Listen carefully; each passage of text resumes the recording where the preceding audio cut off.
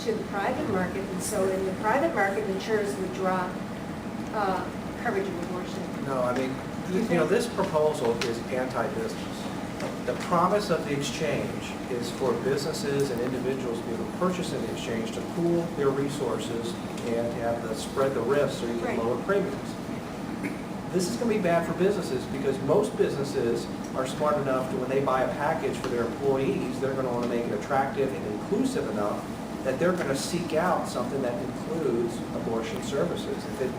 If it excludes it, they're probably not going to go with it. So they'll have to go outside the exchange to purchase those comprehensive services, which that's anti-business because it hurts not only the business, but it hurts their opportunity to reap tremendous amount of savings inside the exchange. Again, if you're pulling people out of the exchange and having them going outside, that dilutes that pool. So it raises premiums for everybody, the businesses purchasing insurance and the individuals. So this is an anti-business requirement. And so so to answer your question directly, you will be able to purchase abortion services in plans in the private market, but you won't be able to do it inside the exchange. But there are things that they can do if we have the right governor that can change them. Is there any other questions? Another question. Where were the doctors in the whole trip? I mean, I know there were some, I heard some speak. And I know that a bunch signed a letter. A large number signed a letter. But where were the doctors really? Why don't they have more influence?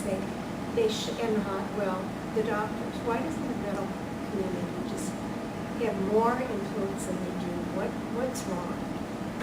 Well, I mean, I can answer. I mean, I've had extensive conversations with the Medical Society of Virginia. They were absent in the TRAP debate, but where they did insert themselves after the fact, unfortunately, was the mandatory ultrasound. Yeah. Because their policy is that legislators should not be legislating the doctor-patient relationship and different types of procedures. I mean, we now have mandatory procedures now in our code now.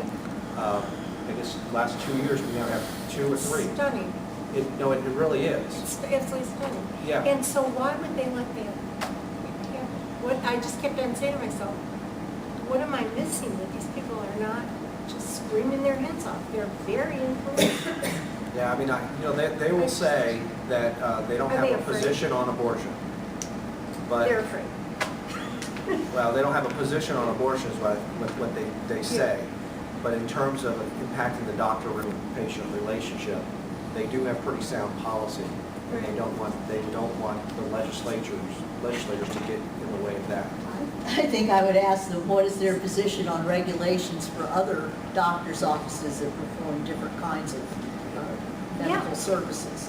Yeah, and I just don't get how they could not be You know they're opposed to them. Well, the minute that you open this up to dentists and plastic surgeons and people performing colonoscopies, Oh, I was going to say colonoscopy. which is not regulated, doesn't fall under the TRAP regulations, then which is more invasive in my view, then I think that you'll see them come forward.